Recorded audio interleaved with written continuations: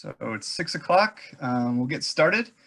Welcome back, everybody. Glad you all joined us for session 2 of Learn Your Land. If anyone is having any technical difficulties, please let me know via the chat box or raise your hand in the participants list there, and either myself or one of the other co-hosts will be sure to get to you and make sure we have everything sorted out. So tonight, session 2, we're going to be discussing identifying, inventorying, and mapping your property. So in session 1, we covered kind of the basics of what land stewardship means, and we talked a little bit about some of the ecological principles associated with that. And then Michelle guided us through some management decisions and some issues on her own property. And tonight we'll kind of continue that conversation, but we'll take it a step further and a little more specific, and we'll get into the importance of inventorying what we have on our properties and our land, and some mapping tools and resources that are available to us to do such things. And then we'll get a little more into more in depth with another case study, and we'll look at some further examples of how to elaborate on this process and get into some more detail. So just a reminder to everyone, and I have expressed this a number of times in the emails, but we have a few new attendees since the first session. So just wanted to remind everyone that we do have a landing page for this project, and on that page you'll find all the information that you need for the series. There is a direct link down here, and I've sent that around in the email, but the easiest way to get to it is just to go to our CCEDC.org website, and then scroll down a little bit, and you'll find the spotlight here in the middle that says Learn Your Land. And if you click on that, that'll take you right to the landing page. And there you'll find the agenda, all the homework activities. We're posting PDFs of all of our presenter slides following the session. And then also a day or two later, I'll have all these videos are being recorded, so you can share them and view them later. And they will be up a day or two after each session. There's also a good number of links, tools, and resources that we're putting up there pertaining to some of the tools that we're mentioning in these sessions, or other videos or guides. And then I also did want to just note one more time, for the last session, we did put up a short evaluation, and we'll have a more in-depth one following the final session next week. So just, again, those evaluations are really helpful for us. They help us to determine how to best cater these programs to all of you, and what to include in our programming in the future. So I'll harp on this again next week when we have a final evaluation. And thank you to all of those who did fill out one for the first session. Your feedback has been extremely helpful, and we appreciate the kind words. There were just 2 things from that first evaluation that I just wanted to mention. Someone had asked about the participants list, and if it was possible to make that live during the session. And unfortunately, the way the webinar is set up, it doesn't allow me to do that through Zoom, but I can definitely make that attendee list public for everyone and put it up on the landing page if that's useful. And another comment was just trying, again, kind of along the same lines, trying to make things more interactive. And we're trying our best to do that with using the chat box and the polls. And tonight we'll actually be hearing from 3 of our attendees who are going to give an overview of their homework assignments. So hopefully we can continue the great interactions and comments we had last week. And please feel free to use that chat box liberally. So tonight's outline, again, we're going to kind of start off with just a discussion of the homework and kind of see how everyone did with that. After that, I'll get into an introduction to inventories and their importance. Following that, Nate Nardi-Cyrus and myself will be the 2 main presenters tonight. Nate and I will get into some mapping tools and resources for both Dutchess County and the Hudson Valley and New York State as a whole. And then we'll take a quick break, again, just trying to keep everyone fresh and happy. So we'll take a quick 5-minute stretch break. And then we'll get into the second half of the evening, and I'll let Nate take over, kind of getting into identifying and mapping your property, and then he'll wrap up with a case study and an overview of a checklist through a guided activity. So tonight's homework, again, just keep this in mind. So we'll be elaborating on that rough sketch that we did after session 1 and going through that checklist and inventory that we introduced tonight. So with that, I just wanted to kind of start a discussion about the homework. I hope this is useful to everyone. I think these kind of these activities are fun, and they help us to kind of keep the concepts fresh in between sessions, and I hope everyone else kind of feels the same way. So how did we do? Did anyone's ideas of land stewardship change at all? And if so, how? Feel free to answer any of these questions in the chat box, or raise your hand if anyone wants to speak to any of these questions specifically. But did anyone come up with any new ideas that you hadn't considered before after hearing both Julie or Michelle's presentations last week? And more specifically to the map, did anyone have any difficulties with sketching out or mapping your property? I know a number of us probably did it just with pen and paper, while others might have gone a little more in depth and done some things on the computer. So I know there's a good mix out there, but if there was any difficulties with that, or anyone came to any realizations, feel free to type that in the chat box. We have a couple of responses coming in, Sean. Someone said planting more trees, micro meadow creation by stopping mowing. Great. Mm-hmm. Yep. Living fences. Excellent. Great thoughts. So yeah, feel free to keep populating that chat box with anything that you might have discovered through that process that you think is useful to the group. In the meantime, we thought it would be useful to hear from some of you. So a few of the attendees have gotten back to me in an email saying that they'd be willing to share their homework and their sketches. So we'll start out with Susan. Let's see if I can make this work here and allow Susan to talk here. Let's see. All right. Susan, can you hear us? I tapped unmute. Yep, yep, we can hear you loud and clear. Wonderful. So I should start then. Sure, go ahead. Okay. This is the diagram that I made of our lot on which we live. And we have been living here for 47 years. We bought the land 47 years ago. And when we did buy it, there's a lot of woodland now, but it was really even more wooded at that time. In that center area where you see all the writing was more of an open field. And we targeted a knoll. The house is just very, very tiny, as you can see with the walkway down to the driveway. And it is situated on a knoll, which in the end was a good decision because we have no water in the basement problems. Over the years, for about the first 30 to 35 years, well, we've never had an overarching plan, but for those first 30 years, the only work we did was to establish a vegetable garden, which does have a fence around it for keeping deer out, and so far that has been successful. Our overarching goals were only to keep as much of the woodland as we could and to use as few chemicals as is possible.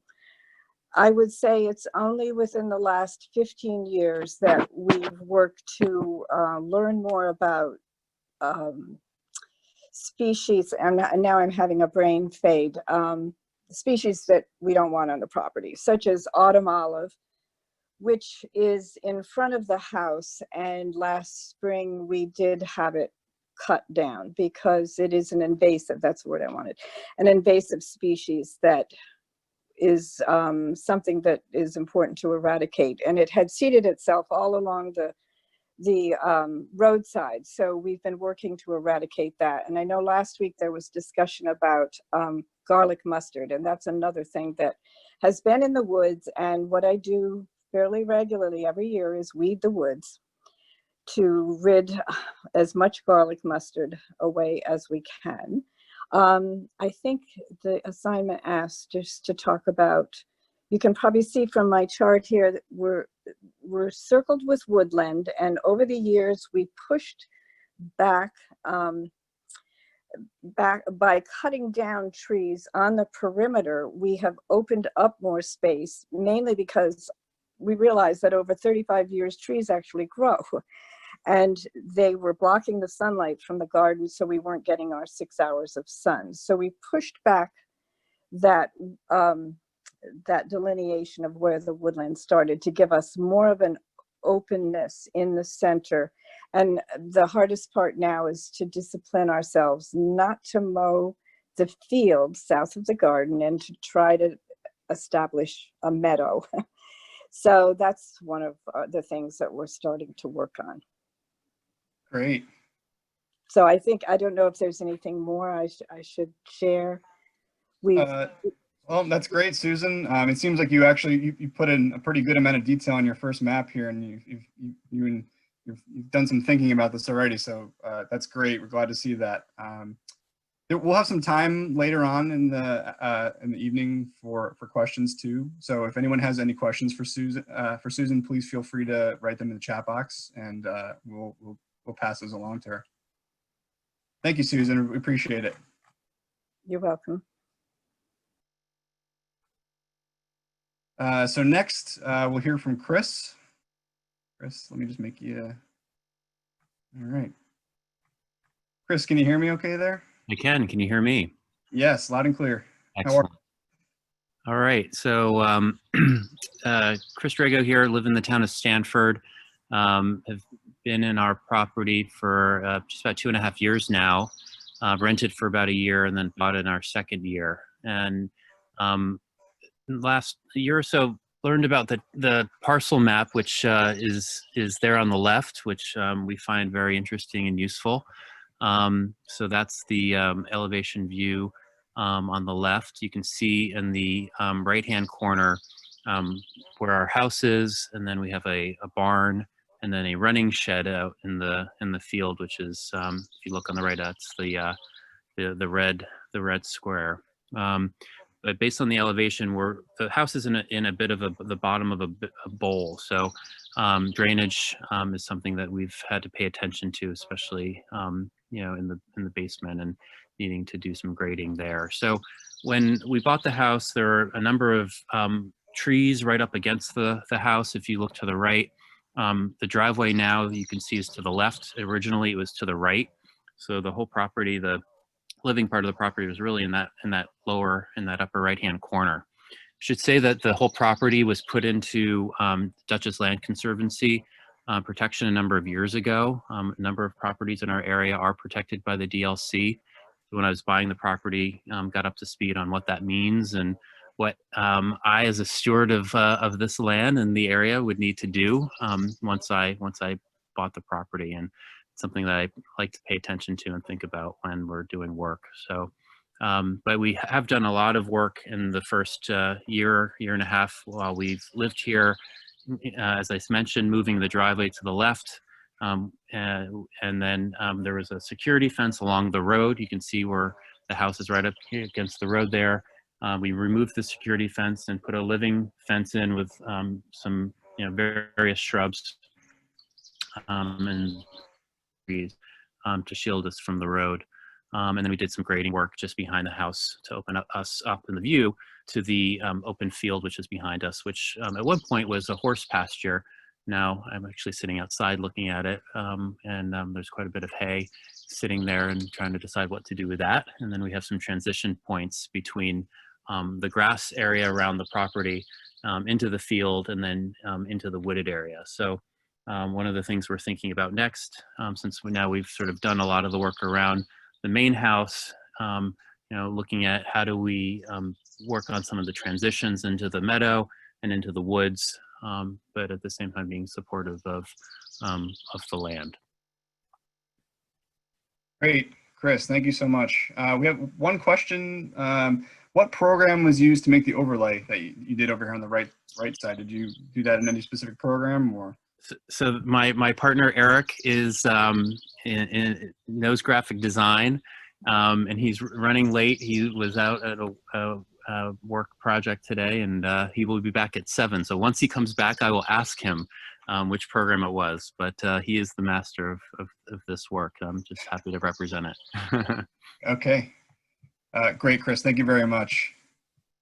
Let's see. Actually, there was a question for Susan too, so let me just real quick, I'll allow her to talk here. Let's see. Unmute, yes. Yeah, so Susan, there was a question. What happens as the meadow goes? How do you manage it? What happens as the meadow grows? Yeah, a question from David. Maybe. How do I manage it? Yeah. I'll have to say that we haven't put a whole lot of thought in how to manage it. It's just there. What I want to do is add more native species. One goal is to add Joe Pye weed. We do have some milkweed in there, and it is not a large meadow at all, but I guess you might call it is a transition from the vegetable garden and blueberry bush row to the woods. Mm-hmm. So we also have native, hayseed ferns are also in this meadow area, which were there at the edge of the woods before we pushed the woods back. And I learned that as long as they still have wet feet, which they do in that area, they will live in the sun. But I guess I don't know how else to answer the question other than we just kind of roll with the flow as we go. Okay. Great, Susan. Thank you very much. And again, if there's any questions for either Susan or Chris as we go along, feel free, and I'll allow them to, to try to trip back in here. So thank you both. We had one more person. I'm not sure if Brittany is on. I don't see her name in the attendees list here. Brittany, if you're here and you're under a different name. Oh, let's see. Someone raised their hand. Here we go. Brittany, is that you? Yes. Great. So, yeah, my husband Wesley and I moved into this house in 2017. The whole property was mostly grass, and we've been kind of picking small projects and working on them year by year.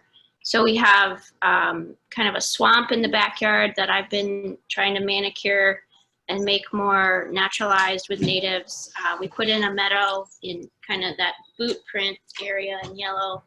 And then this year I've been working on planting a thicket in the front corner of the property where we had a black walnut fall last year. So that walnut coming down kind of exposed a pretty rugged area and gave us another thing to focus on. So on the next slide, these are my various drawings. So obviously, grow sketch in notebook, and then I like to play with PowerPoint and try and, we got drone images taken of the property, which was really helpful. But this just gives you a top-down view, aerial view to see, what the canopy of the trees are, and planning where things can go. So the hackberry, the cranberry, viburnum, the serviceberry, those are all new in this area. And the existing trees I tried to put in as well. And then I found a software online. The URL is there on the right-hand side, Gardena.com. It's a subsidiary of Husqvarna, I guess. But they have a free online tool that I've been playing around with to try and map things. So yeah, this is our project for this year, and we put in a couple of big plants and shrubs and some smaller plants, and focusing mainly on natives. And there was a question about how to manage the meadows. We did an experiment this year on ours where we, mowed one very short not to the ground, but as low as our mower deck would go. And on the other one, we just, mowed around the obvious perennials that were coming up. So We've been trying to manage mugwort in those meadows and things like that that are sneaking in. It was seeded with a native seed mix, but Yeah, so for the meadow, we actually took up the sod in 2018 and just planted all native grasses and forbs then. So it looked bad the first year. There was something last year. This year it's going to look even better. So it takes a little while. But yeah, the graphing and charting, the online software is pretty handy, and PowerPoint works too. So that's it. Great. Well, Brittany and really appreciate your feedback here and sharing your presentation. Brittany, if it's possible, maybe you could share that link in the chat box so that others who might be interested could take a look at it and get it Sure. more. Great. All right. Well, we appreciate it, and hopefully it was useful for everybody. Again, if there's any questions, feel free to put them in the chat box. We'll have some time later on, and we can open it up again for a little more conversation.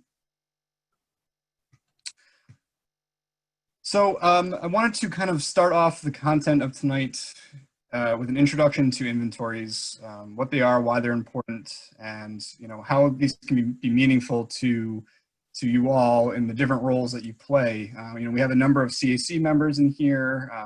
A number of you are CAC members and landowners, and again, there's different applications for these inventories on a wide range of scales. So I kind of just wanted to start it off with that, and going from a large scale, we can see some of our counties have natural resource inventories or NRIs. Dutchess County is completed one in 2010, and hopefully in the process of updating that here in the next year or two. Some of our communities, this is a natural resource inventory from the city of Poughkeepsie that was completed last year. So as a number of you are CACs, these are great tools for your communities to inventory your assets, your natural resources, what's important to your communities. And they're great tools for local decision making as well. For those of you who are just landowners and you want to manage your land on a small scale, there's inventories that, there's tons of different templates for that as well. I mean, it seems like a number of you have really put some thought into this already, which is great. We'd love to see that. But we just wanted to mention, and Nate will be kind of going through this checklist that we have on the right here a little bit later, and it'll be part of the homework. But there's tons of templates and worksheets or checklists out there that you can use to inventory what you have. So again, just to kind of stress the point that, small local management decisions can really help inform larger municipal decisions and even up to the legislation. So what you're doing on your land on a small scale is important. And at a personal level, starting with these inventories are useful in that they allow you to kind of know your baseline, right? And let you know what you're starting with, and you can use that as a basis for tracking your progress as you go along. They can be as thorough or detailed as you want, and again, we encourage you to be as thorough or detailed as you can, especially tonight, following tonight, when we get into a little more detail and you add more detail to your maps and these checklists. So hopefully you'll be armed with a little more knowledge of how to go about doing that. And lastly, just wanted to mention, prioritization. We're going to kind of keep harping on this throughout the next two sessions, but I think a lot of us we realize we have a ton of management goals and potential projects at the ready, but really prioritizing those and figuring out which ones are feasible and easy to do earlier on, and prioritizing them is definitely key. So I wanted to get into an overview of some of the mapping tools and resources available to all of us. I realize there are a number of people on this webinar who are not Dutchess County residents, so we'll try to cover a diverse range of tools here. I will go over some of the Dutchess County specific tools, but hopefully won't spend too much time on that. There are a number of parcel mapper tools for other counties. So if you're not a Dutchess County resident, I would highly encourage you to explore your options for that. If you haven't already, I know, Ulster County has a parcel mapping tool. I'm not sure if it has the same kind of utilities that the Dutchess County tool has, but again, I know there are a number of other counties that have similar resources. I'll give that overview, and then I'll transition it over to Nate and let him give you a rundown of the Hudson Valley Natural Resource Mapper, a great tool that is focused on mostly the Hudson Valley, but does touch on other parts of the state and surrounding areas too. So give a good overview of that. And then we won't spend a lot of time on it tonight, but I did just want to mention some other tools that might be useful. IMAP invasives, maybe I think Joyce might touch on that a little bit in the next session. Or other tools or applications like eBird that allows you to map, where you've spotted specific birds. So just some other tools and resources out there worth mentioning. So with that, before I get into the Dutchess County tools, I just wanted to throw a poll out there and see how familiar you all were with some of these, just to kind of take a temperature. So please take a minute to respond to these polls. Again, remember you have to scroll down on the right to end polling there. So the first question, have you ever used Dutchess County parcel access and or aerial access before? And the second question, have you ever used the Hudson Valley Natural Resource Mapper? So take a minute to respond to that if you don't mind.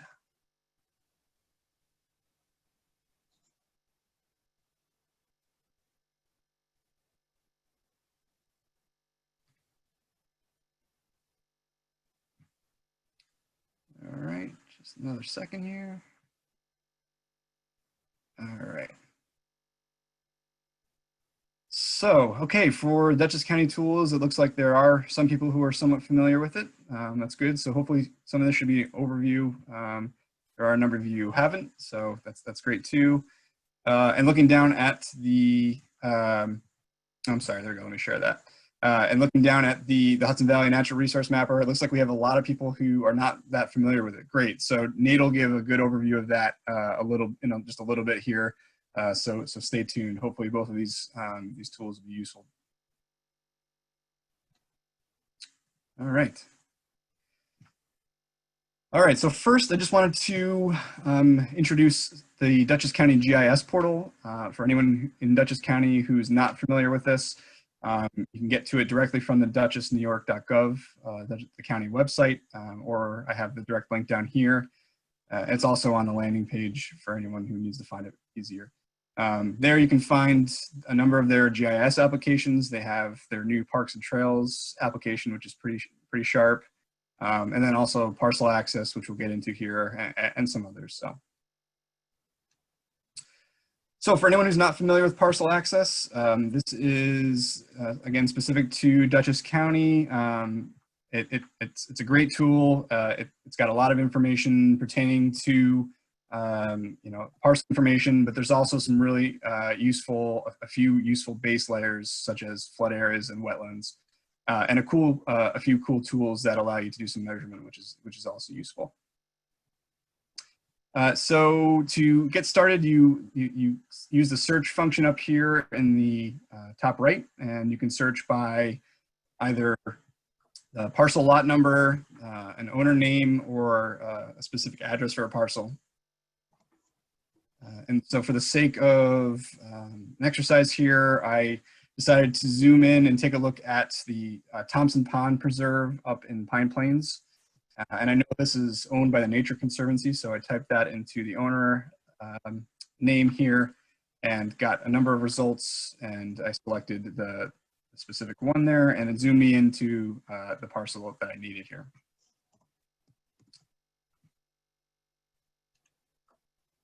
So there we can see the parcel of interest in the middle, and then we have a nice ribbon on the right here that has some more specific parcel information.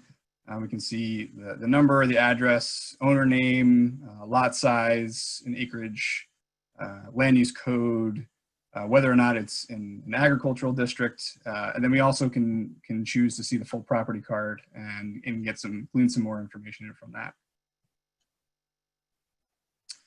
You have two base map options. We were just looking at the satellite imagery, but we can also toggle on up here in the top right, or top left rather, the terrain-based map, and we can see a nice hillshade layer with contours, which can be really useful for planning purposes if you're considering steep slopes or drainage. You can also see the streams layer much more clearly as well. So speaking of streams, up here, again, in this ribbon here where we can control everything, we have a flood areas layer that we can toggle on. So we can see the FEMA floodplain and flood zone. We have our legend here that pops up showing us whether we're in the 0.2%, also known as the 500-year flood zone, or these other flood areas, which are usually, I think all three of these pertain to the 1% or 100-year floodplain. So there's also more information. If you click this link, it'll tell you what those different zones are. The second useful layer that we have, base layer that we have, is the wetlands layer. And again, we can control that through the map components tab up here and toggling on wetlands. And here we can see both the New York State Department of Environmental Conservation wetlands, which are regulatory, and the federal or NWI wetlands, which are non-regulatory. And I'll let Nate get into a little further detail about those in his presentation, but just wanted to show you that both those layers are available through parcel access. Another great tool that's available through parcel access is this measure tool, again up in the top bar here, and it allows you to measure distance in either linear distance or measure area in acreage or square feet. So just for this exercise here, I drew a polygon around the emergent marsh section of this parcel, and over here in the right side, it pops up with area and perimeter. Again, you can see it's about a 15-acre marsh, and it's got about 3/4 of a mile perimeter around it. So this can be useful on your own property if you need to measure a water body or a forest patch, and having measurements might be useful. So that's a great tool. And then again, the linear measurement tool here, again, clicking on it up here in the top bar and dropping segment points here to create a linear measurement. And the neat thing about this is it gives you each segment's length, and then it also totals it for you. So this could be useful if you had a riparian corridor that you were interested in planting shrubs or trees in, and you needed to measure that linear distance. So it's another useful tool that I encourage you to explore a little bit. So lastly, I wanted to introduce aerial access for anyone who's not familiar with that. And you can get to aerial access directly through parcel access. Over here on the right side, we have a link that'll take you to the other application. And if you have a parcel selected, it'll zoom you in right to that extent, which is pretty neat. So for anyone who's not familiar with this tool, it allows you to take 2 years of satellite imagery and to use a slider bar to kind of pan back and forth. And this can be useful to see how land use or land cover has changed. Julie really stressed the importance of understanding the history of our land, and this is a great tool for it. So again, looking at the parcel here in particular, I thought one neat example here was in 1936, we could see that this bay over here had a pretty expansive amount of open water. And then in 2016, it's filled in quite considerably with emergent vegetation, I'm assuming Phragmites. So we can see the outline of it from 36. So anyway, just a neat comparison. And then another comparison with a little more recent year in 2000, we can see this is Thompson Pond up in High Plains again. We can see that when this photo was taken in 2000, there were some algal blooms. And then in 2016, we can also see that there's another little islet here of vegetation that formed just within 16 years. So again, a great tool for comparing land change over a period of years. So with that, I'm going to transition and transfer it over to Nate, but if there's any questions, I know that was a real quick run through. I think a number of you have probably used the tool, but if there's anyone who hasn't used parcel access and wants a little more information or could use some better guidance on that, please reach out to me one-on-one via email or throw any questions out in the chat box that we'll try to answer at some point. And Sean, while we're waiting to see if anyone has questions, there was a response at the beginning that of what participants learned last session. Poison ivy is a native, and then oh, sorry, that's my dog. All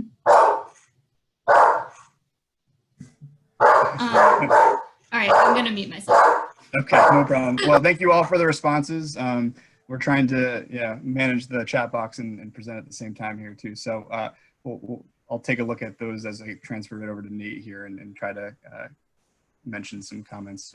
So with that, I'd like to introduce Nate Nardi-Cyrus. Nate is the Conservation and Land Use Specialist for the Hudson River Estuary Program in Cornell University.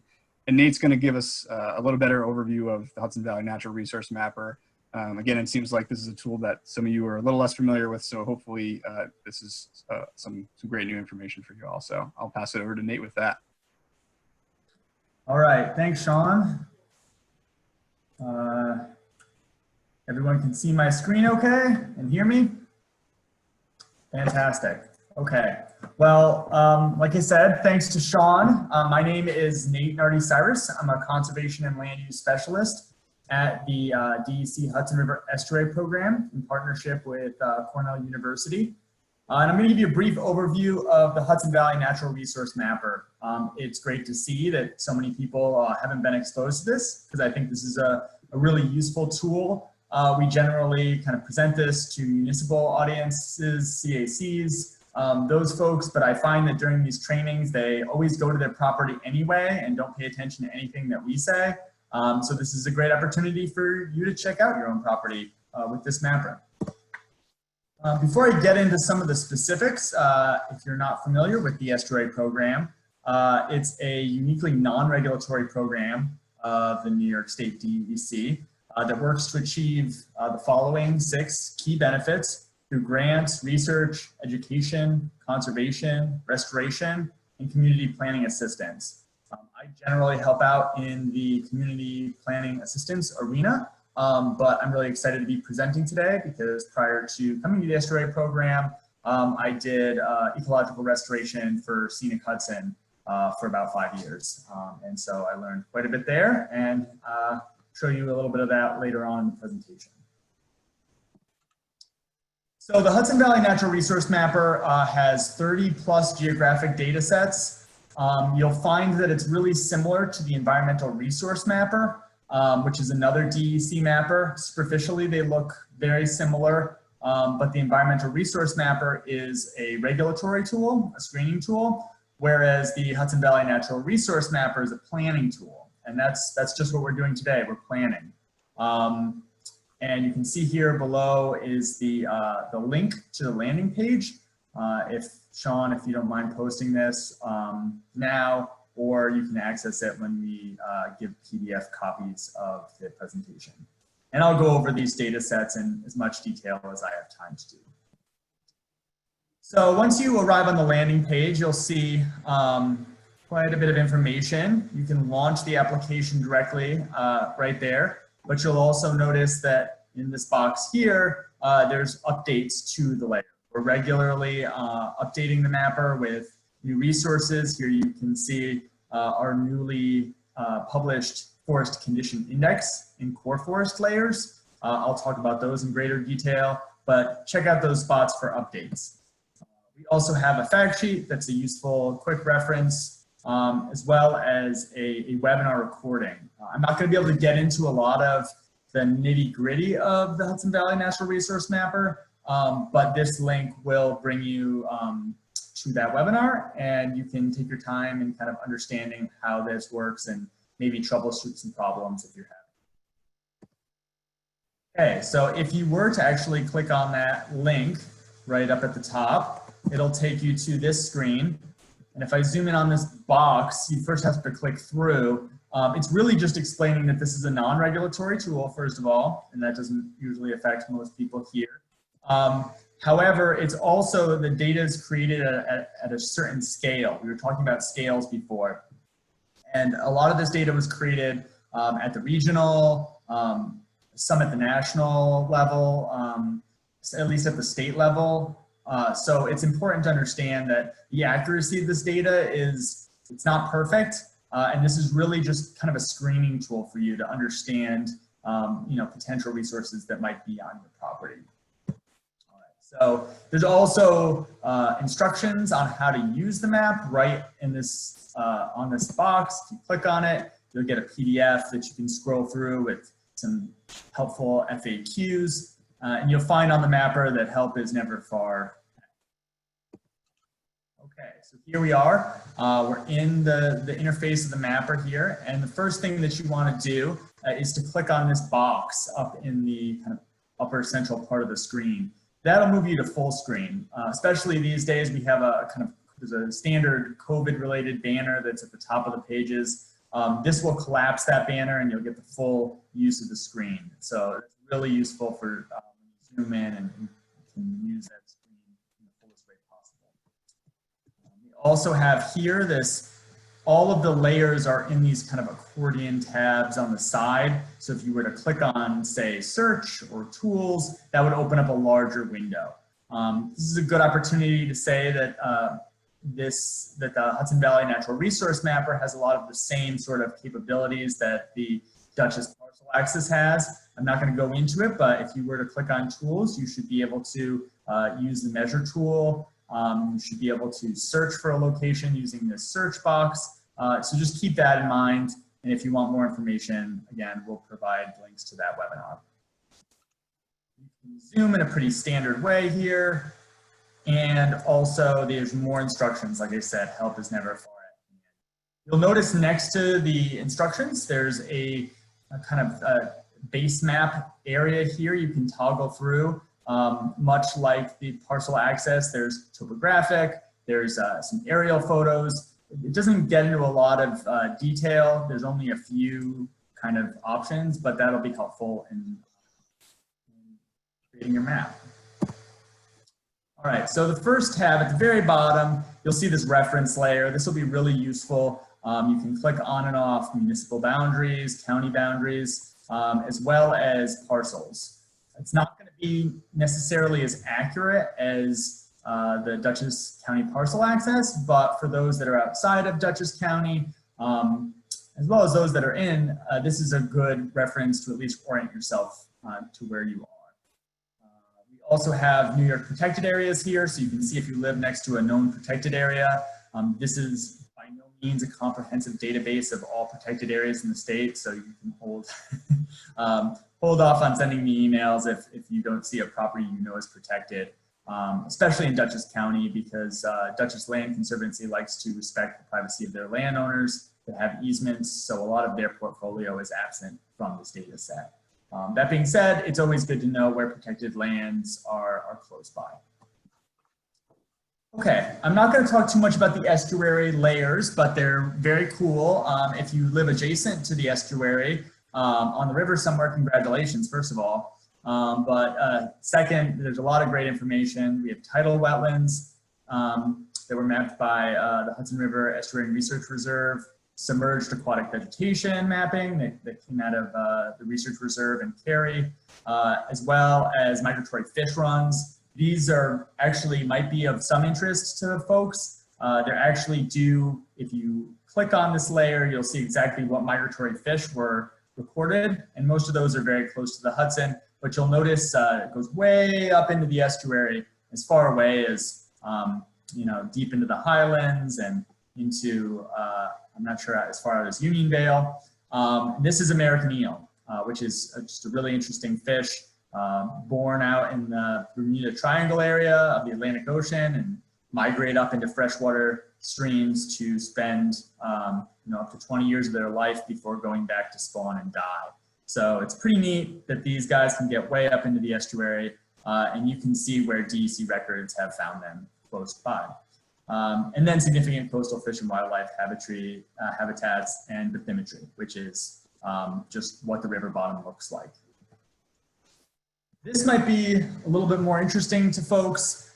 We have watershed boundaries, which I'll go into a little bit more.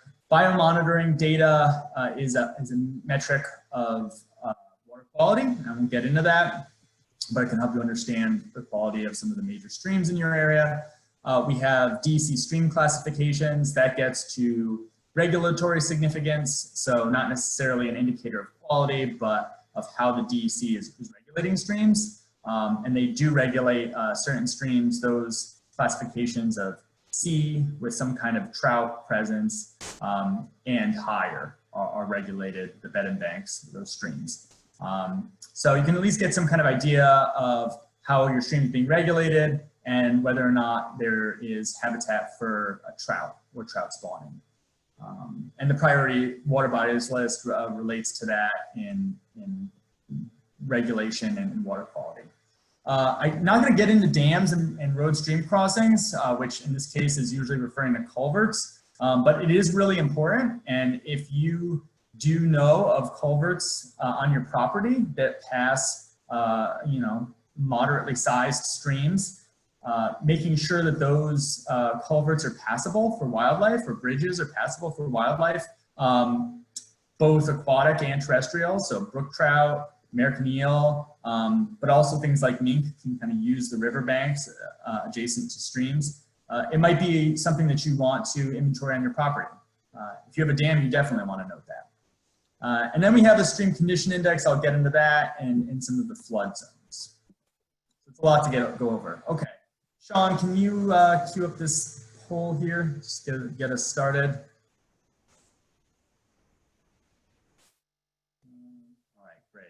So the first thing we wanted to ask, oh, this is a different poll, but that's okay. Keep me on my toes. So yeah, if you remember what Sean was talking about earlier in the presentation, are you gonna relaunch, Sean? Oops, sorry, go ahead. You can do the watersheds poll, Nate. I'm sorry about that. Just ask to type it into the chat box.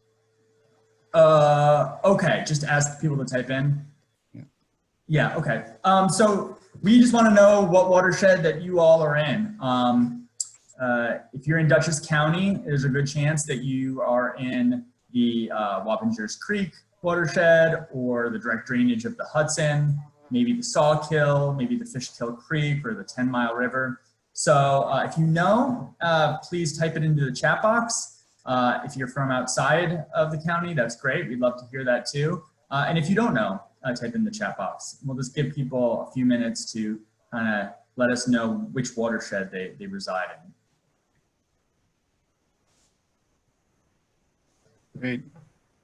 Lots of people giving some responses. Glad to see awareness there. I see the Housatonic in there. I'm that's my natal watershed, so on the Connecticut side. Great. A lot of Wappingers Creek, Sprout Creek. Awesome. So everyone understands that, everywhere is in a watershed of some kind. Likely, unless you're in the 10 Mile watershed, it's likely that your watershed leads to the Hudson River. If you're in the 10 Mile, that's going to go out to the Housatonic by way of Connecticut.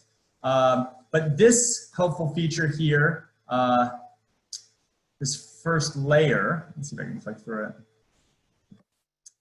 So this will let you know what watershed you are at the HUC 10, the HUC 12, and the HUC 8 levels. And so HUC is just an acronym for Hydrologic Unit Code.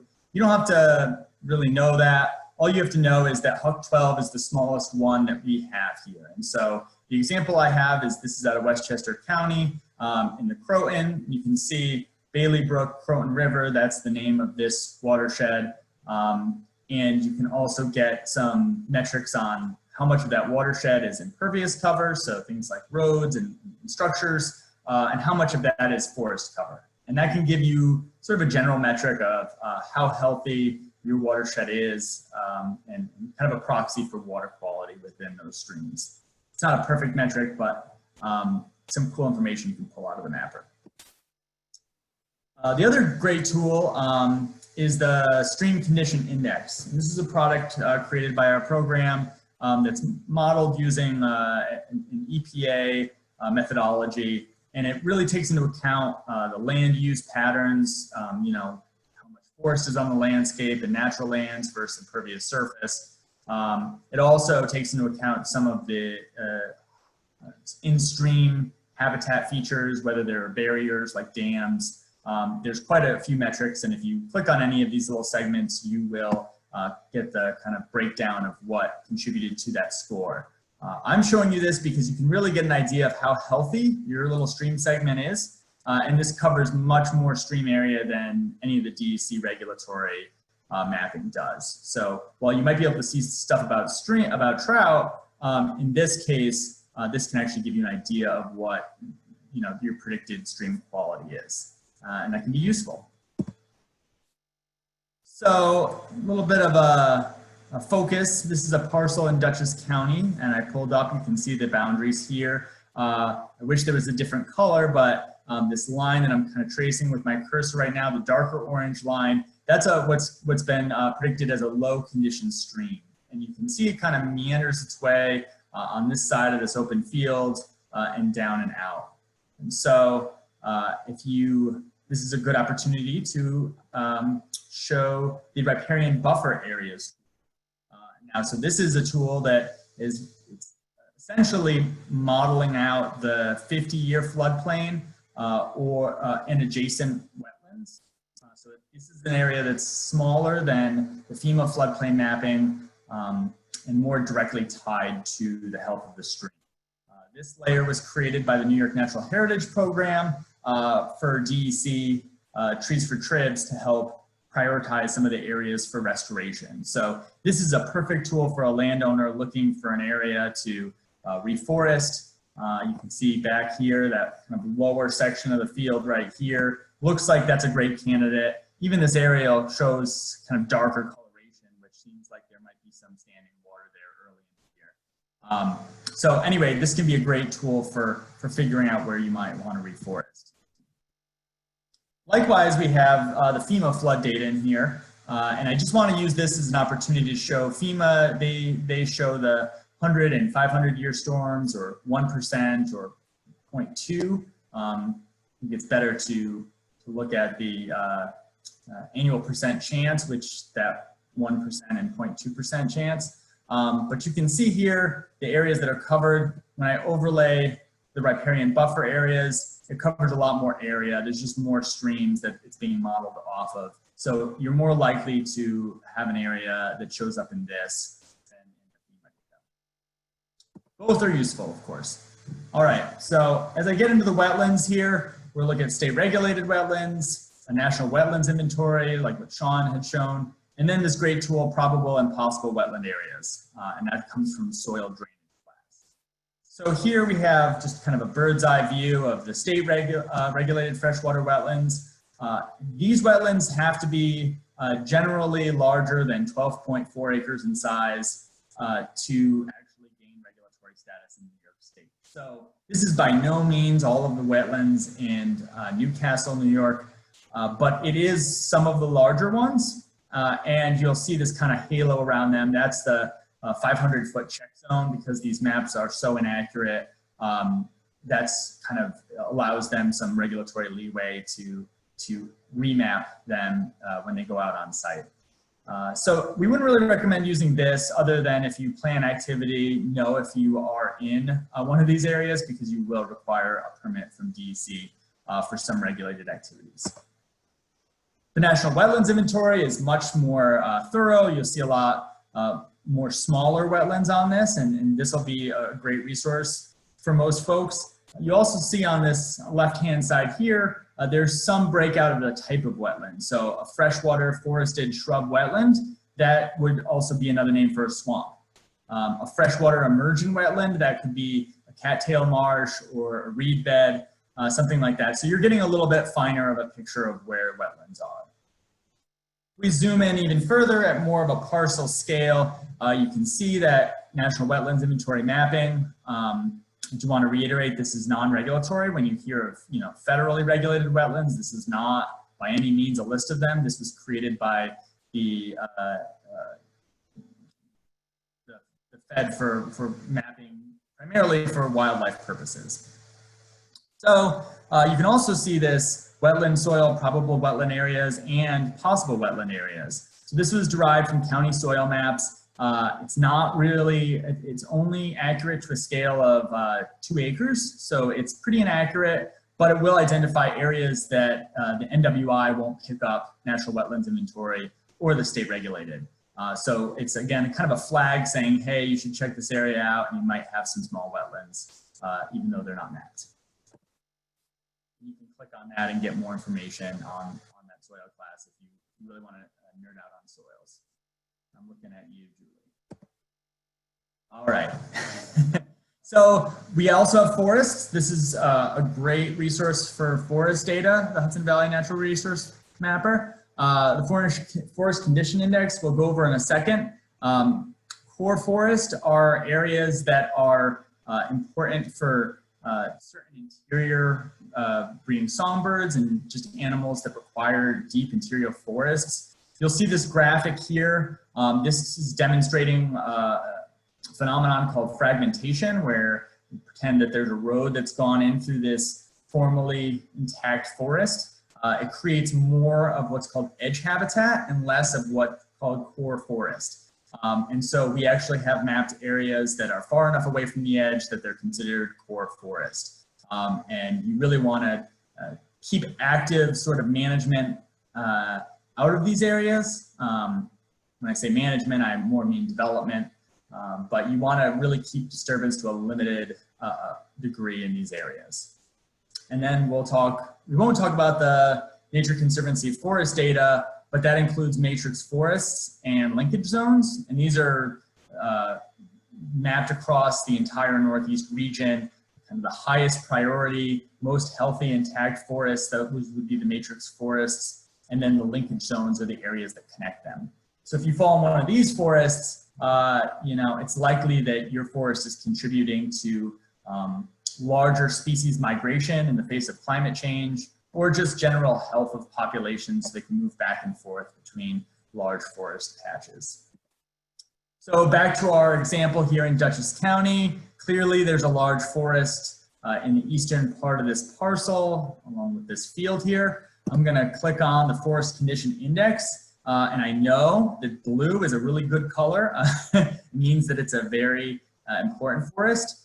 This data was mapped using a percentile system. So all the forests in the Hudson River Estuary watershed in some of the immediate areas, they were given a value and then compared against each other. So some of the top 1% forests would be places in the Catskills, the Hudson Highlands, some parts of the Taconics, and then it goes down from there. So if you click on an area, you can see the exact percentile. So this forest is almost in the 95th percentile of Hudson Valley forest. So really exemplary quality forest. And what's even more cool is when you get these higher value forests, there's these notable rankings. And here you can see this forest patch is in the top 5% for local connectedness and stream quality.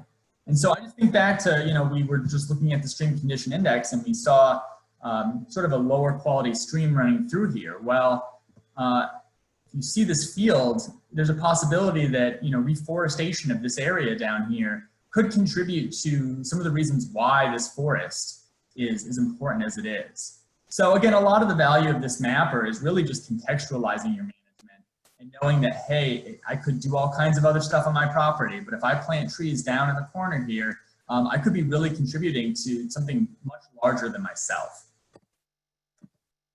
And I just want to end on that with, you can see this blue kind of medium blue color through here. Our parcel is right there. You don't necessarily think of your parcel as, being more than just your boundaries and maybe some of your immediate neighbors. But by protecting those areas, you really are enhancing kind of larger systems in which wildlife tends to freely move across. All right, hope I'm having time, but I'll breeze through biodiversity.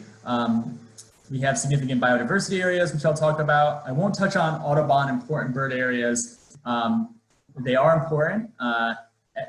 And if you click on them, again, a lot of these layers are clickable. So if you click on them on the map, it'll bring you to a link that'll take you to Audubon's website and the website for a specific important bird area. And they'll tell you exactly why that area is important. So it may be an important area for grassland breeding birds. And so you can figure that out.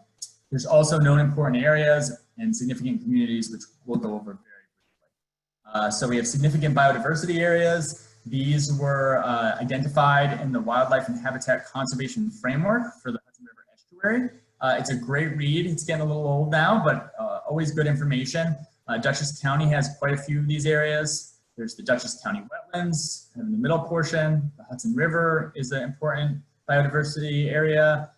We have the Highlands, the Harlem Valley calcareous wetlands, and the Taconics. And you can link to this document if you click on the layer, and there's just amazing resources that they just describe why these areas are so important. And it's not specific to your property, but it can really help you understand the context in which you're living. All right, we also have relatively new important areas and rare communities data set. Important areas, you can see, are broken down into a number of different subcategories. These were created using models that take actual known rare species occurrences that the New York Natural Heritage Program has documented. So they found, a rare snake, a rattlesnake, let's say, in a site. Then they took that area and then figured out what its habitat's requirements would be, and they essentially modeled that across the landscape. So your property may not have a rattlesnake on it, but there could be one nearby, and this would give you an idea that that's the case. It doesn't give you species level information.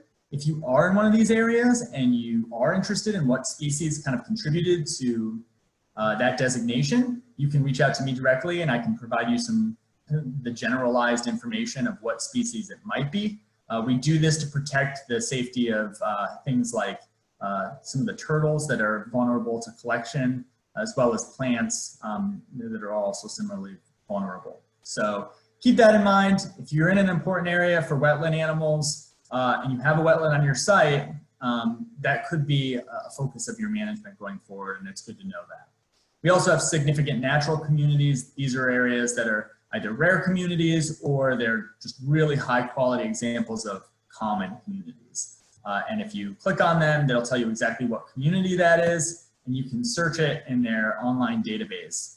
This is a great resource. If you type again into this search box here, some kind of habitat that you've found, it'll give you how to identify that habitat, as well as how to conserve that habitat with specific management recommendations. So again, if you're in one of these areas, that's great.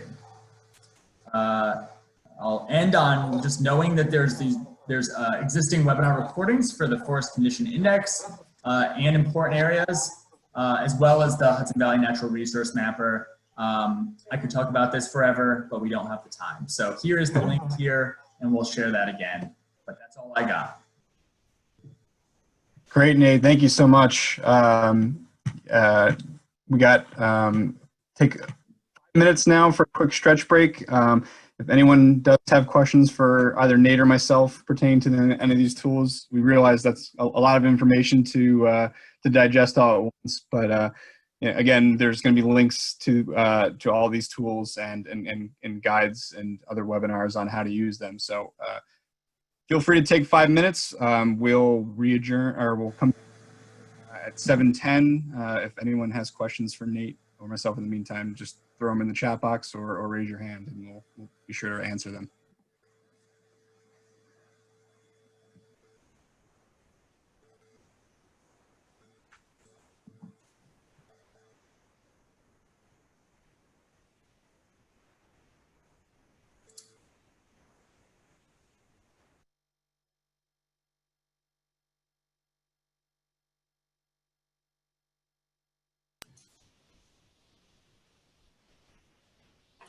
Hey, Nate, I don't know if you responded to it, but earlier on, while you were presenting, there was a question from Charles, who asked if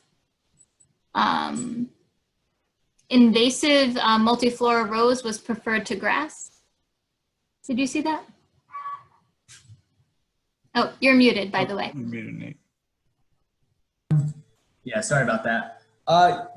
Yeah, I did see that earlier. I know that that came up in the last conversation that we had last week. In my mind, invasives is a tricky thing. There's kind of a sense of realism that you have to have about managing them and the realisticness of actually eradicating anything.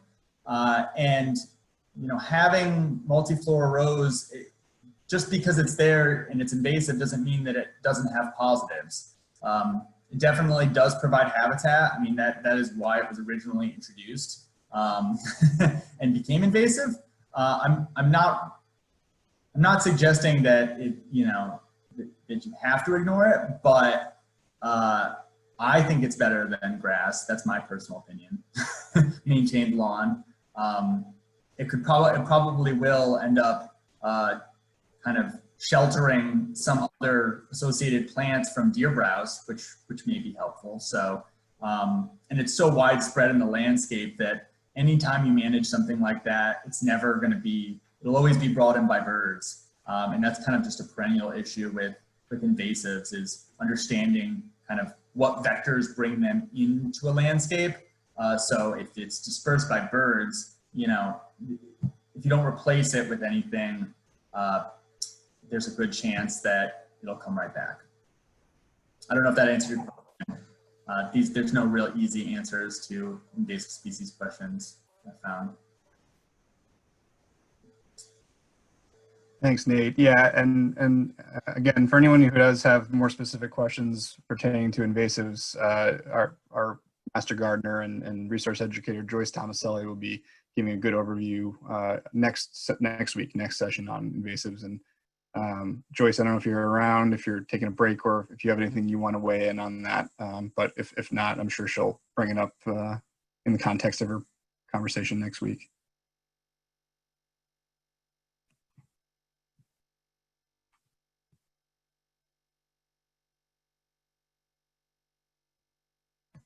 So we'll start back up in just another minute here.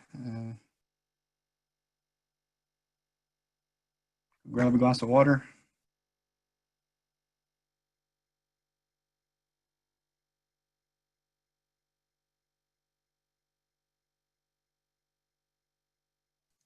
One other thing I just wanted to mention, I did get a question regarding the contacts list, and by all means, we don't want to. We want to respect your privacy. If you don't want your name or information out there, please let me know in the chat box or shoot me an email, and we'll be sure to either exclude your name. We weren't going to include contact information anyway, just a list of names and what municipalities you all are from. So if that's something you'd rather be excluded from, please let me know, and we'll be sure to do that out of respect for your privacy.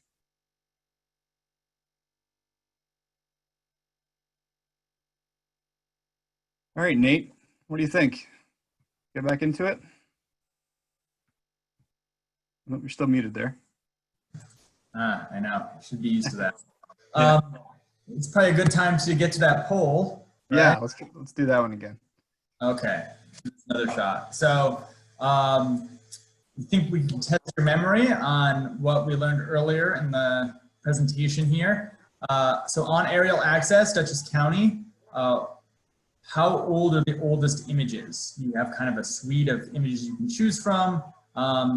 Pick which one you think is the oldest. All right, the responses are coming in. It's looking like a landslide so far. Yeah, everyone's doing pretty good. I think you just gave it away, Sean. Perhaps. But they can't see it until we end the polling. That's true. All right, we'll take 2 more seconds here. All right, let's see. Well, it was a slide. I guess you all were paying attention or you were fiddling around with it, both of which are great things. So congrats, 1936. Really amazing. I love Ulster County. I really wish I had access to that data. I'm stuck with much more recent aerial photos. All right. So moving on, we'll talk a little bit about mapping your property. We've looked at several mappers that can be used to do this, but this is going to kind of get into the nuts and bolts of taking that draft map you have and maybe sprucing it up a little bit. Okay, so I wanted to lay out a process. I think it's helpful, definitely helpful for me to do it in this way. The first thing is to come up with a vision statement. We didn't do this formally, I don't think, but just, you know, figuring out what you want out of your property and just saying it out loud can really focus you on mapping and understanding the parts of the property that are most important. That's your first step. Then you want to collect some data. You know, it could be something as in-depth as this meadow vegetation survey out in a field, or it could be going to aerial access and learning that your house used to be on a larger dairy farm support land. Or any of the amazing kind of larger scale data sets that we have in the Hudson Valley Natural Resource Mapper or parcel access. So that's a step. Then you want to take your vision statement and turn it into some goals, maybe some more realistic goals. I don't think that, I think I might be able to turn my property into Yosemite, but definitely not going to be eating any less cake anytime soon. And then, you know, you want to redraw that map. It's great that you already have a sketch. You know, if you're doing it by hand, you'll find that getting everything to scale can be really tedious. So it always helps practice. And then use that to kind of plan, prioritize, and ultimately manage your property.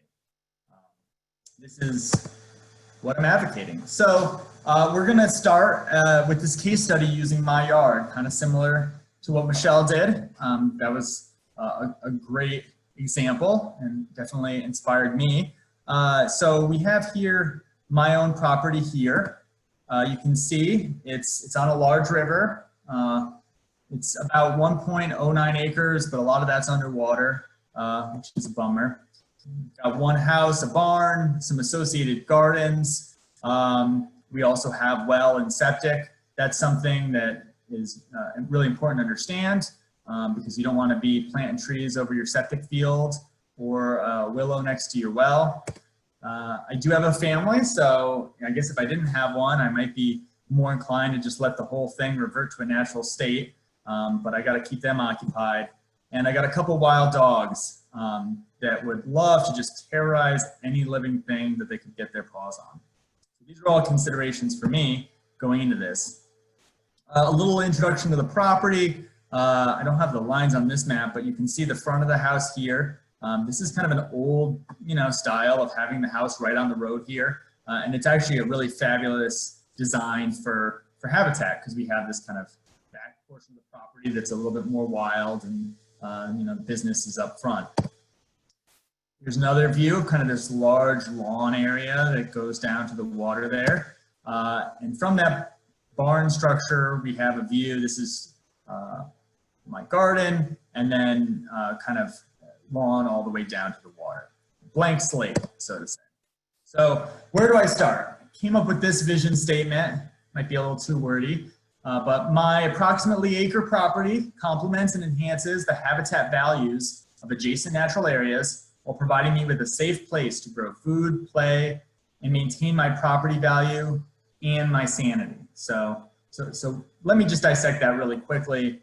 The main goal, I think, is going to come out to be something that complements and enhances the habitat values of the area, the adjacent natural areas. I live on a small parcel, and so what I do is of less value maybe than my neighbors, but I can definitely enhance kind of the existing values of natural areas next to me.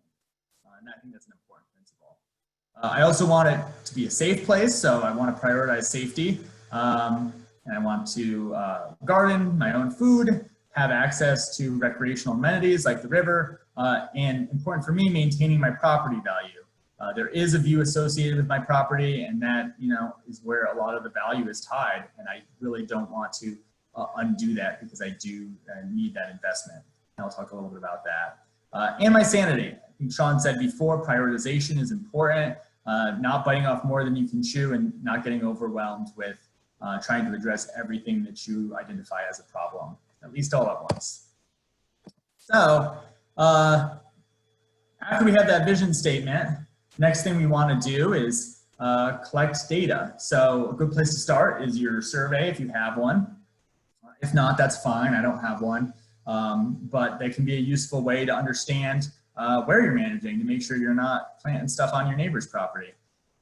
Also looking into whether you have easements or right-of-ways. These kind of restrictions can, you know, you want to make sure that you're in compliance with these restrictions so that you don't get a nasty surprise down the road and someone asks you to undo all your hard work. We can use mappers. We talked a little bit about the Hudson Valley Natural Resource Mapper and some of Dutchess County's mappers. These are all great resources, though it can be really intimidating, right? It can be really overwhelming to see all this data and say, how am I going to figure this out? Like, how am I going to incorporate this into my mapping and my management? And that's why we have checklists. So we do have copies of this checklist available. I filled it out for my property, and I think it'd be helpful if we all just ran through it and saw exactly how this might play out on a real life property. Before I get into that, I did want to look into some of the historic features of my property. Again, because I don't have aerial access, because I'm in Ulster County, I only have this 1994 aerial image. It's maybe a little hard to read if you're not used to looking at color infrared, but the takeaway message is my property is pretty much unchanged since 1994, though there is a lengthy history of this property. So now that I know that, I can indicate that at the notes section at the bottom of this checklist. But when I go back up to the top, the first thing that I see is what watershed am I in? And I noted Huck 12. Again, that's the smallest one. And for me, that's the 12 Scale Brook Rondout Creek watershed. Good to know. Next, getting into streams and watersheds, you might notice that this is following the format of the Hudson Valley Natural Resource Mapper, so you can go down and check. You'll see also that there's found on my property and found adjacent or nearby. Because some of these mapped layers aren't necessarily accurate at the scales we're looking at, it's important to look at what's nearby. You may have an important area for wetland animals 2 properties over, but that doesn't mean that it's not still important to those animals. It just means that, you know, it wasn't picked up in that survey. So it's important to understand what's nearby and use that in your decision making. So for me, I have the riparian buffer area that showed up. A stream showed up. Again, this is, in my case, the Rondout Creek. I know that from many sources. But the stream condition index says that it's of average quality and it's regulated as a Class B stream, which means that the bed and banks are regulated by DEC. So already I know quite a bit, but I know that the stream is looking like the Rondout Creek is looking like the major kind of conservation target on my property. We also have a FEMA flood hazard zone in both the 100 and 500 year floodplains. So again, even more evidence that that's a really important feature on my property. So if you map that, you say, wow, that's a big floodplain. Lucky for me, it's the 0.2% annual chance. So that's a 500-year event. Talking to neighbors, they said that the floodwaters went up to around this level here in Hurricane Irene. So the house is up high enough so you don't have to worry about me. But anyway, it's important for me to know that this is really a floodplain, and you know, any restoration I do in this area could have some real serious positive habitat effects. You know, floodplains, forested floodplains in particular, are immensely valuable and kind of a rare habitat type in the Hudson Valley. But also there's kind of flood attenuation downstream from reforesting floodplain areas. So again, already learning so much. Here we have wetlands. I didn't see any regulatory wetlands, so nothing big. National Wetland Inventory didn't pick up anything, but I did come by a probable wetland from soil drainage. So again, that's from the county soil maps. And you can see right here down by the water, kind of at the toe of the slope. This property is gently sloping, so you're not missing out with any topography here. I don't think it would really show up on this map anyway. But this is picking up some wetlands here. So that'll take me going out in the field and taking a good look and seeing if it's soggy out there. Okay, forest condition index. I don't have any forests on my property. Immediately adjacent to me, there's not a whole lot of forests on my property, but there is this big 75 percentile forest just across the Rondout Creek from me. So I'd say, yeah, that's adjacent to my property. Not only that, but it's in the top 5 for landform diversity. So that necessarily won't help my management, but it is interesting to know that you know, that forest is really important because there's a lot of different microclimates. There's you know, kind of deep ravines and you know, lowlands and some uplands. And from being on that property, I do know that is. We also have important areas for bat foraging. That's a really cool layer that was developed, basically looking at rare bat species and seeing, you know, what their most important areas are outside of where they hibernate. This is especially important with white nose syndrome decimating local bat populations. So I'm in an important bat foraging area, and I'm also in an important area for migratory fish. American eel actually showed up when I looked at the migratory fish layer. So I know that my property is important for the health of, maintaining the health of that species. I also have notes at the bottom. Again, when you're out in the field or you want to kind of qualify some of the things in this checklist, go crazy on the notes. You'll thank yourself later. Okay, so yeah, I just want to kind of visualize that relationship with the forest here. This is that big forest I was talking about, the 75th percentile one. It's a pretty nice, you know, high quality forest here. It's not quite as high quality as this one, but my property actually looks like it's somewhat of a kind of a pinch point, or, you know, part of a potential corridor between these areas. So strengthening, you know, forested areas on my property could really have kind of regional impacts on species, notably birds that can move pretty easily as they pass between these two large forested areas. Okay, so getting into, you know, kind of filling in some of those gaps, the mappers aren't going to cover everything. We have a natural resources inventory for the town of Rosendale. So I looked, and one thing that's not on the mappers is the agricultural information. So I live within prime farm soils, which is very helpful to know. I also know from my mapper experience that I'm in the Rondout Creek watershed, and that there's an interim watershed management plan for that area. So that can help me kind of tie in with that group, maybe learn a little bit more about the stream, maybe help coordinate some kind of planting on my property. If it's a large enough area, they might be willing to help if it's contributing toward protecting the resource that they're protecting. So those are some other kind of filling in the gaps resources. And we're just going to keep on filling those gaps because they always seem to crop up. Talk to your neighbors. I learned in talking to my neighbors that my property was a part of the D&H Canal lock system that you know, basically brought coal from Pennsylvania to New York City.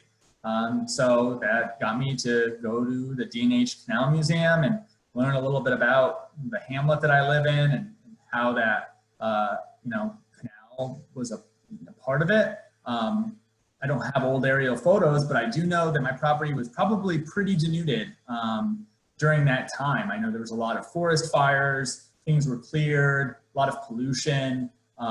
So, you know, definitely not living in a pristine place. And that'll be helpful in kind of understanding what's possible on my property. And then walk your land, take notes, take a sketch. I'm sure you've already done this, but we're going to go into it one more time. I want to get a little bit more detailed than maybe you were doing before. So what do you observe in your yard?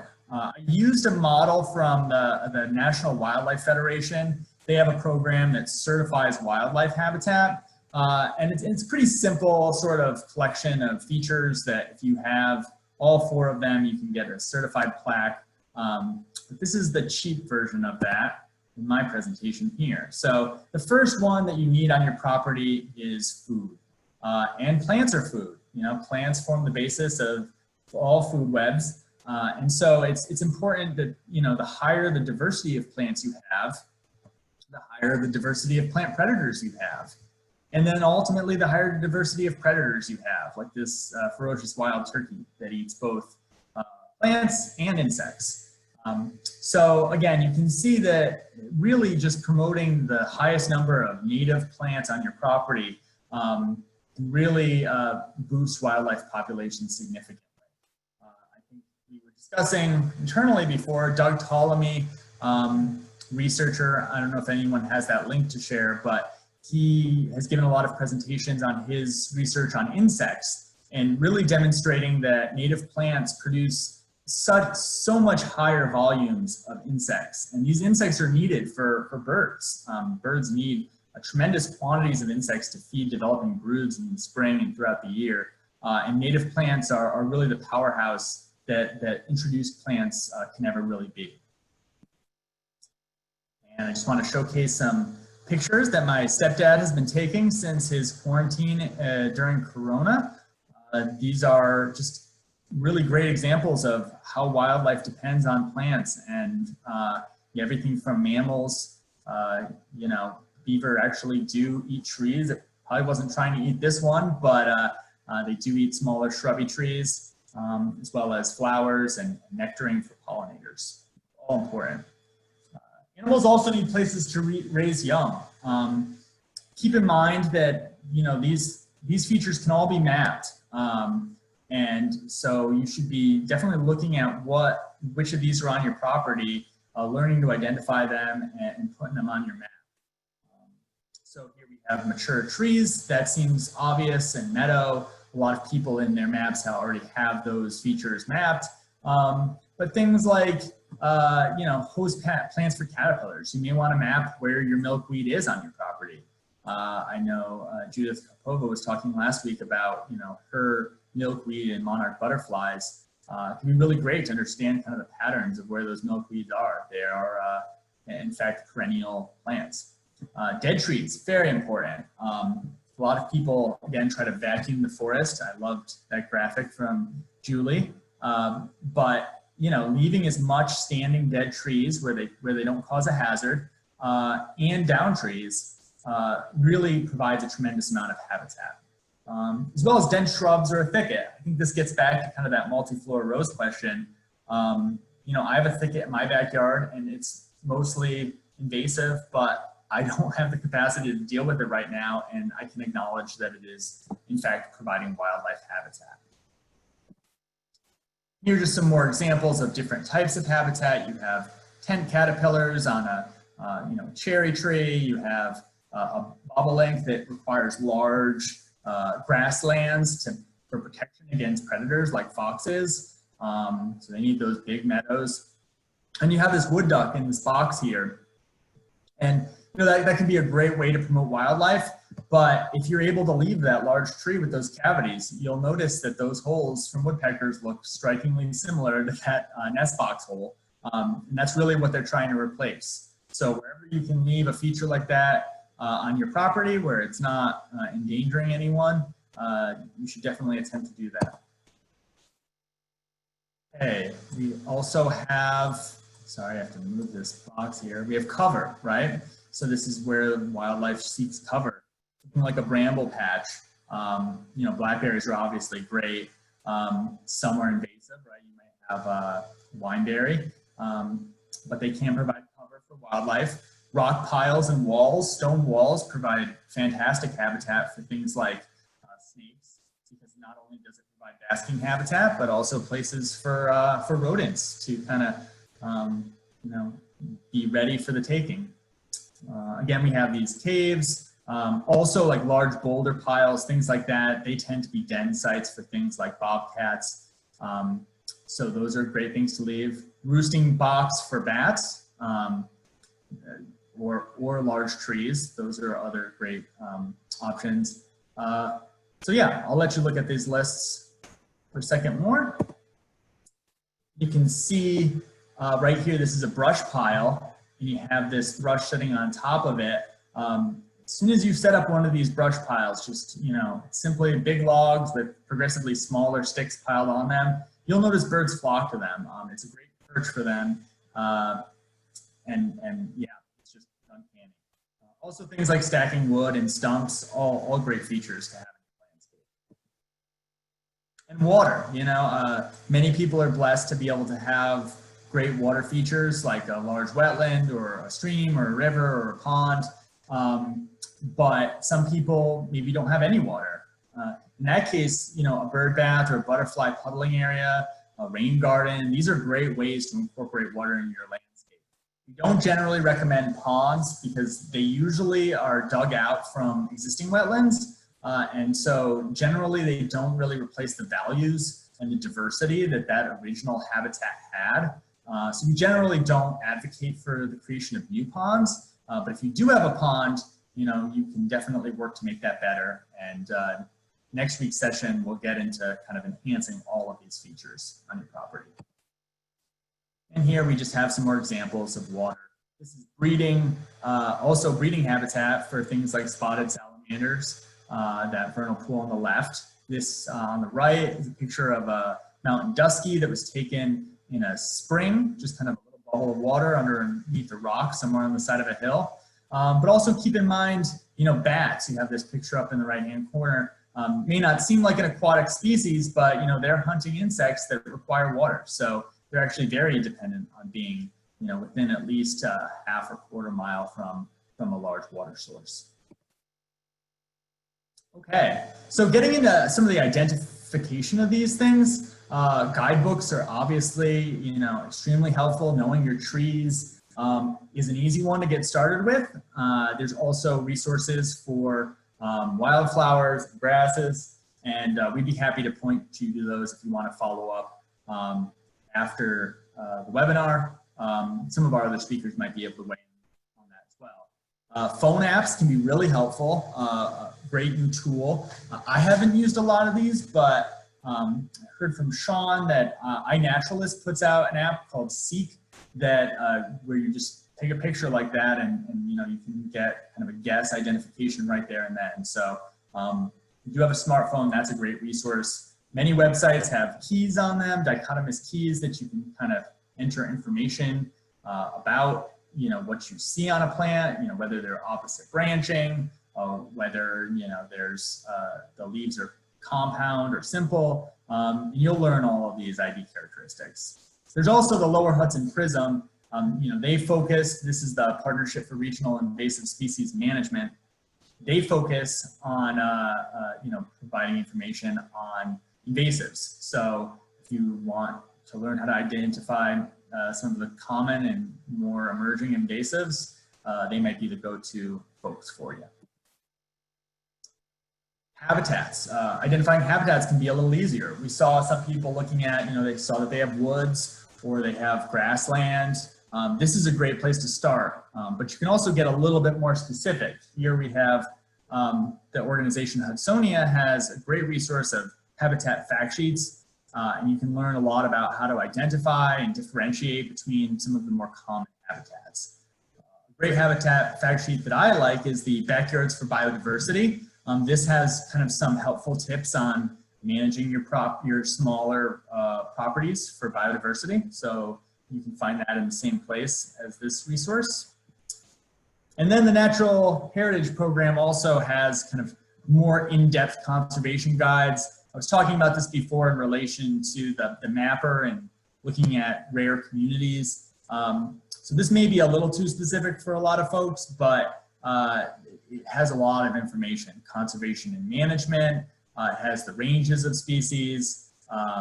So definitely worth checking out at guides.naturalheritageprogram.org. Okay, so now, you know, I try to have some resources in hand. I'm looking at my kind of front yard area and see a large tree here. Not quite sure what that is, so I'll have to get a guide and figure that out, or maybe ask some people. I know this is a walnut because it rains down walnut hell every fall, especially on good crop years. So that I already have known. And then we have this perennial kind of flower bed. It has some natives, some non-natives, and I've been kind of slowly trying to identify the plants in those. But at the very least, it's my little patch of meadow. In the backyard, we have some conifer trees. I've definitely heard some owls back there in the past. And then we have the large water feature. It definitely contributes, in my case, to kind of probably drives most of the biodiversity on my property. All right, so we're moving through this kind of process. We've collected all the information. We've you know, expressed our vision statement. And I just wanted to get a little bit more specific on my goals now. Now that I kind of know what's there, I kind of know what I want. I want to maintain a safe place to raise a family. I want to increase the number of low-growing and native plants. So I want to kind of contribute to this forested area that's all around me, but I have this view that I want to maintain. So I could maintain it as a meadow, but I feel like it would be a lot more value in some kind of taller woody vegetation. So I want to increase the number of low-growing native plants, mostly shrubs. I want to grow a diversity of fruits and vegetables. I don't have a lot of fruit plants, so I'm willing to kind of have maybe some of these low-growing native plants might be some wild fruits. I want to maintain my access to the back there and not look at things too wild. And again, protect my property value. You'll notice that goals kind of interact with each other, and you can have one action that achieves many goals, or just one goal to one action. But it is helpful to look at your property in this sort of context. All right, done with goals. Now we get to draw the map. That's the fun part. I'm a little embarrassed because I saw some really good maps going into this, but I will open up my notepad and show you. I'm interested to see exactly what system our earlier presenter did for their map. I don't know if that was in CAD maybe. Some might use geographic information systems, or Microsoft Paint even is a great way to kind of put together something simple. Or I think someone had brought up PowerPoint. I use that as well sometimes. But in this case, I'm just going to use pencil and paper. It's a lot of fun anyway. So you start by sketching your boundary, you know, the major infrastructure, the things that you want to manage around, and make sure that you acknowledge as you plan. So in my case, I have my septic field, I have my well that's kind of next to my house and the driveway, and some kind of established garden areas. The next step I want to do is take all that information I got from the checklists and talking to my neighbors, and just looking at historical photos, everything that I've brought together, and I want to bring it into this one document. In my case, I kind of wrote it right next to the map here. But you could have even more information. So I suggest, you know, getting a second piece of paper and writing down kind of more detailed notes in that case. Because like I said, once you do all this stuff, you'll never hate yourself for it. All right. And then I need a new term for filling the gaps, but you just kind of finalize your map by putting everything in there. You can see I have my walnut here. I didn't put as much detail as some people did. I have this tree ended up being a crab apple. It's not an invasive one, so I don't know how much of a priority that'll be for me removing. It is beautiful. I have my little conifer patch here, as well as a dogwood down here, great native dogwood here. And you can see I have some woods. This is one of those abiotic sort of features. This is a snag. It's a standing dead tree with woodpecker holes. It's on my neighbor's property, but I do want to acknowledge that that's there and that that's probably providing habitat to some of the birds, some cover or brooding habitat. I have this thicket down here. I think I was describing it before. There's privet and kind of some not so good invasives, but they are kind of providing a buffer to the stream here. And then I have a wetland, you know, the probable wetland layer, put it somewhere over here, but that's not bad. It turned out that it was kind of right in this little drainage area here. And in fact, there's a lot of wetland sedges. So that is a wetland. Also, you'll note here, this kind of swoopy thing here, that's the floodplain. So, you know, seeing that there's wetland here, kind of more naturalized floodplain, kind of starting to suggest that opportunities to enhance that area for some of the benefits I was looking for. I also like the idea that there's woods here, and then another natural feature in the river, and that anything I do in here, that's seeming like a priority for me, because I'm going to create a larger connected natural area by kind of letting this return to somewhat of a wild state. That's my map. So I had a poll here. Do you want to see some of my management since doing all this? And then I realized I don't need a poll, because of course you do that. You can't stop people from talking about what they can be doing on their property.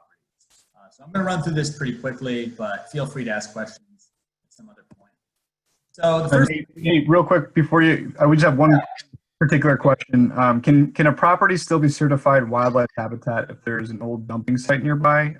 This person asked. The dumping site looks like local refuse from many years ago. Absolutely, absolutely. I mean, is the dump preferred? No, but animals do persist. The certified wildlife habitat, you know, wildlife can find habitat out of a lot of things, but this is just a way of, you know, making sure that the critical elements are there. And cleaning up a dump can only improve that habitat, but it doesn't mean that the habitat's not there. So that's a good question. I do have a dump actually in this picture, kind of off the side of the bank there, where in the thicket. You'll find thickets can be associated with dumps often. All right, so I installed this fence here.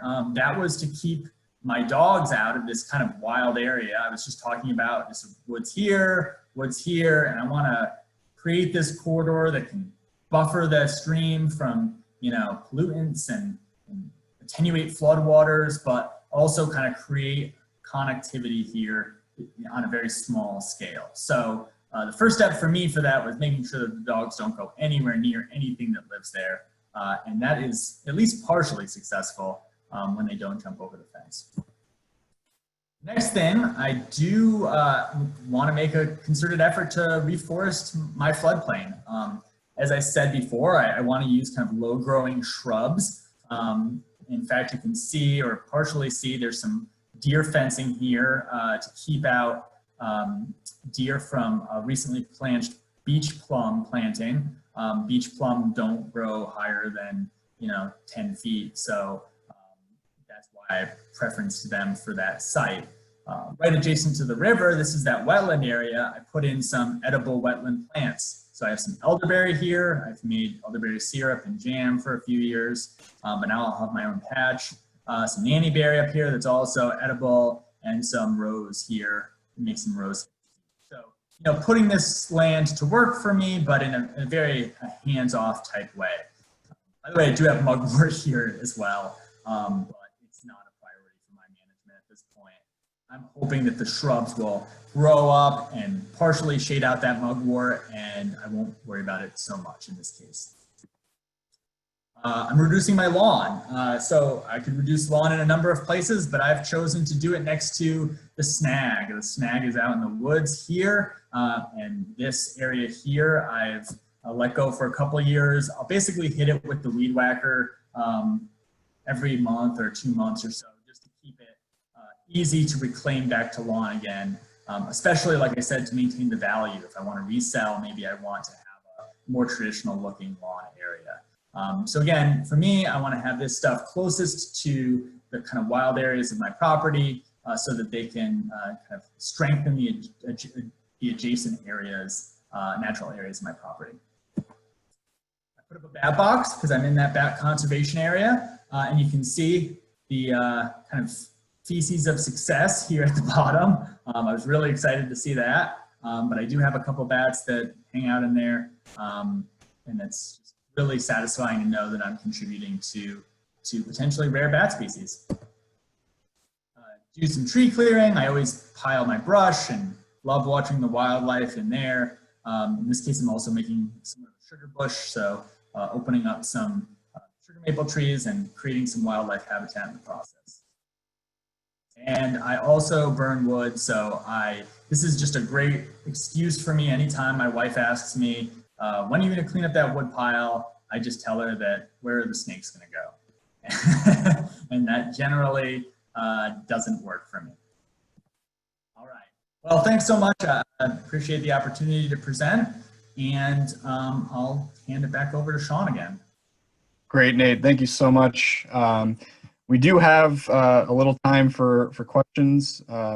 You know, any specific questions for Nate on his property and some of his management goals, or if there are any questions pertaining to the Hudson Valley Natural Resource Mapper or any of the other tools that we mentioned tonight. So if anyone does have questions that they want to answer in the chat box, I can also allow anyone to talk. If you want to raise your hand, there's that function. Feel free to do so. So a minute or two and see if anyone has any questions.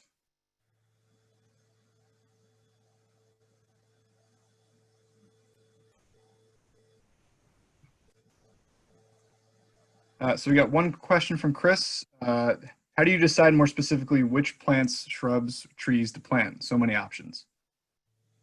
That's a great question. You know that if you're looking to plant something adjacent to a water course, Beth Ressler, who's also on this call and coordinates our Trees for Tribs program at the Estuary program, she is a great resource for technical assistance. We provide you with options for tree planting. I think if you, a lot of the places that sell native trees or provide them at discount costs, I'm thinking of County, and Joyce can speak to that a little bit, or the state DC Saratoga Tree Nursery, the species that they have there. People are often happy to talk about what they have available and what might do well on a certain site. But I agree, it's really intimidating. If you want to follow up with me afterwards, I'd be happy to run some suggestions by you, depending on your site. Yeah, and Joyce just responded next week. She'll be sharing some good examples, and I would imagine Beth is going to as well in her presentation. All right, great. Thanks, Joyce. Any other questions for Nate?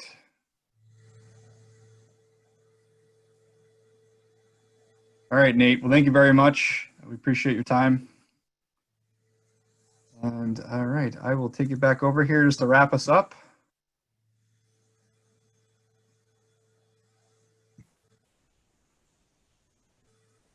The final stretch here. I do see someone brought up in the chat box, sun and shade map, and that's a fantastic point. I did in my map put a north arrow and a scale bar, just because that's those are key elements to a map. But also, you know, understanding what direction is north can help you understand what areas might be more shaded. If you have the ability to kind of understand the areas that are shadier in your property, I would definitely recommend doing that. That's one of the critical, that and the availability of water are some of the most critical factors that plants need. So definitely, that's a great point. Absolutely. Great suggestion. Okay, so if there's no more questions, we'll just wrap it up. I'll just introduce the homework for tonight, or for this session. Again, kind of just wanted to reiterate that we're moving along. So Nate kind of laid out that matrix of, you know, moving from your goals to beginning to understand what you have, and moving and getting further detailed and further elaboration on what we have. So as we transition from step 2 to step 3, so Nate mentioned and showed that inventory checklist that we put together, and that is also up on the landing page. and part of the homework for this session. I'll also send that out via email so everyone has that directly. But we'll ask you to fill that out and to elaborate on the property sketch that you put together for last week. Right, so there's that checklist. And then again, adding more detail to your maps. And we saw actually a pretty good range of sketches from the first assignment, from a little more basic, just kind of quick drawing on a piece of paper, all the way up to some kind of more thought out and elaborate maps.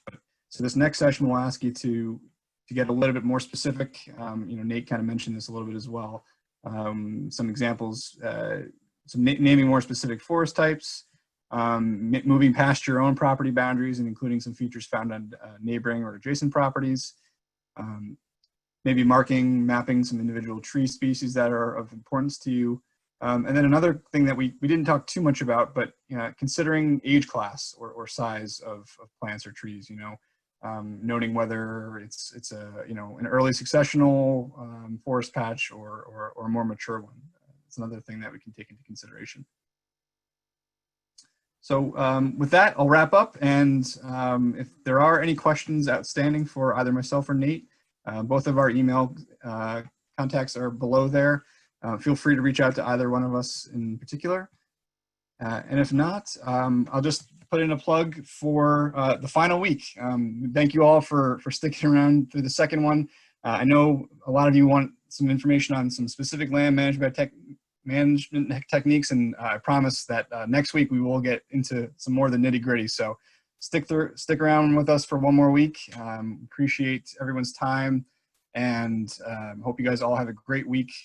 If there are any questions, especially from any of the new registrants, please feel free to reach out to me via email if there's any information, resources, or any of these documents that you need.